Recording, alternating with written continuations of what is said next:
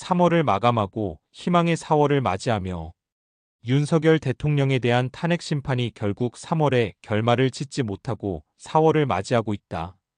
당초 이재명과 좌익들은 문영배를 앞세워 3월 초 또는 늦어도 3월 중순에는 탄핵 인용을 하면서 윤석열 대통령을 파면하고 5월에 조기 대선을 한다는 구상 아래 좌익 여론조사 업체들인 한국갤럽과 리얼미터 등은 계속 탄핵 찬성 비율이 높고 중도층에서도 탄핵 찬성 비율이 높다는 엉터리 여론조사 결과를 내놓으면 조중동을 비롯한 좌익 언론들은 이를 확대 재생산하여 국민 여론을 그쪽 방향으로 만들어 가려고 갖은 애를 다 써오고 있다. 그런데 이재명과 좌익들의 기대와는 달리 국민들은 2016년 박근혜 대통령 탄핵 과정을 지난 8년간의 반복 학습을 통하여 아스팔트의 애국투사들은 이미 이들의 의도를 간파하고 탄핵 직후부터 더욱 가열차게 투쟁을 전개하고 이에 많은 국민들이 호응하며 새를 불려가는 가운데 특히 지난 1월부터 한남동 집회를 통하여 2030 젊은이들이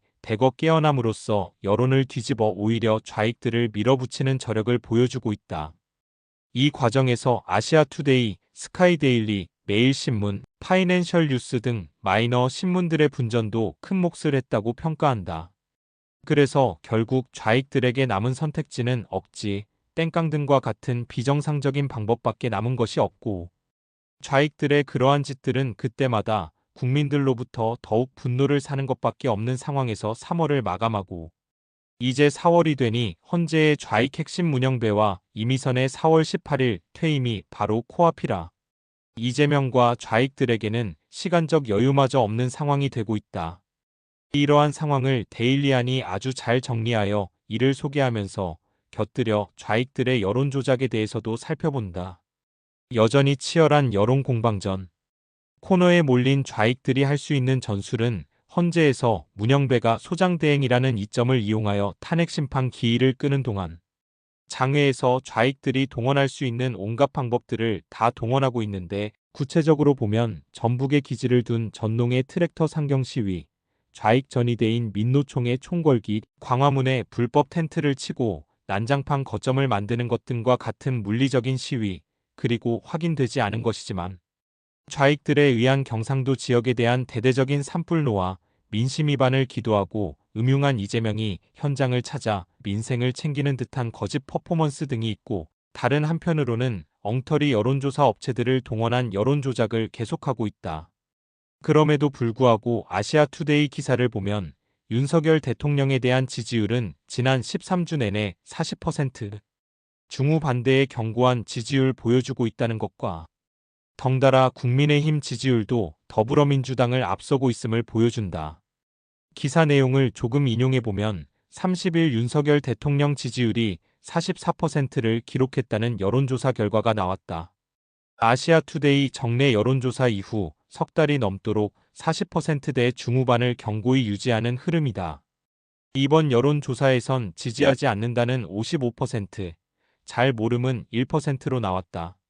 직전 여론조사에서 윤 대통령 지지율은 47%였다. 30일 정당 지지도 부문에서 국민의힘이 41%, 더불어민주당이 38%로 나왔다. 국민의힘은 1월 초순 민주당을 앞지른 뒤 석 달 넘게 꾸준하게 민주당을 앞서고 있다는 여론조사가 나왔다. 정당 지지도는 지난 1차 1월 3일 4일 집계 당시 민주당 39% 국민의힘 36%로 민주당 우세 국면에서 2차 1월 10일 11일 국민의힘 42% 민주당 35%로 골든크로스된 이후 꾸준한 강세를 보이고 있다. 다른 한편 좌익 쪽에서는 프레시안이 한국갤럽 여론조사를 인용하면서 윤석열 대통령에 대한 찬성 비율 60%, 반대 34%이고 특히 중도층 찬성 비율 70%라고 소개하고 있다. 이런 기사를 보면 판이 완전히 좌익 편으로 기울어져 게임이 끝났다는 생각을 갖게 되는데 프레시안 기사 내용을 보면 헌법재판소가 윤석열 대통령 탄핵 심판 선고를 4월 이후로 미룬 가운데 여론조사에서 윤 대통령 탄핵 찬성 60%, 반대 34%로 집계됐다. 여론조사 기관 한국갤럽이 지난 25일, 27일 양일간 전국 만 18세 이상 유권자 1000명을 대상으로 진행한 여론조사 결과다. 이는 같은 기관의 지난주 조사 대비 찬성 의견이 2%포인트 상승하고 반대가 2%포인트 감소한 결과다. 특히 정치 성향이 중도층인 유권자들 사이에선 탄핵 찬성이 70%, 반대가 22%로 찬성 의견이 압도적으로 집계됐다. 연령대별로 보면 20대에서 50대에서는 7, 80%가 탄핵에 찬성해 역시 압도적인 수치가 나왔고 60대에서는 찬성 47%, 반대 50%로 비등한 수치를 보였다. 70대 이상에선 찬성이 34%, 반대가 59%로 역전됐다. 정당 지지도에서도 야권 우세 경향이 이어졌다. 더불어민주당이 41%, 국민의힘이 33%의 지지를 얻어 양당 간 지지율 차이가 오차범위 밖으로 벌어졌다. 전주 대비 민주당은 1%포인트 상승했고 국민의힘은 3%포인트 하락했다. 이런 좌익들의 여론조작을 파이낸셜 뉴스에서 제보를 바탕으로 작성한 기사를 보면 최근 한 달간 리얼미터와 한국갤럽, MBS 등 여론조사에서 중도층의 여론조사 결과가 조직적으로 왜곡된 것 아니냐는 주장이 나왔다. 제보를 바탕으로 한본지 취재에 따르면 지난 2월 초 이후에 진행된 여론조사에서 진보 성향의 응답자가 고의적으로 자신은 중도라고 응답하는 방식으로 여론조사 결과를 변질시켰다는 것이다. 최근 일부 여론조사에서는 어느 정당을 지지하는지 질문 외에 어떤 정치 성향을 갖는지 보수, 진보, 중도도 묻고 있기 때문이다. 여론조사에서 진보 성향의 응답자가 자신은 중도라고 응답할 경우 여론조사의 결과는 심각하게 왜곡될 수 있다.